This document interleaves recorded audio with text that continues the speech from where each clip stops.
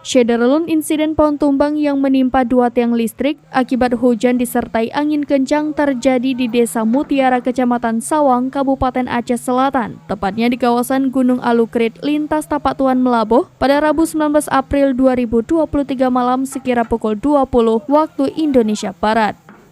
Kejadian ini mengakibatkan 2 pengendara sepeda motor meninggal dunia. Kapolsek Sawang AKP Zikri mengatakan korban adalah M. Ali berusia 26 tahun dan Supri berusia 26 tahun, warga Sawah Tingkem, Kecamatan Bakongan Timur. Saat korban melintas, sebuah pohon tumbang dan jatuh tertimpa ke kabel listrik sehingga menyebabkan tiang listrik ikut tumbang. Kedua korban saat ini sudah dievakuasi ke RSUD Yulidin Awai Tapak Tuan untuk dilakukan visum.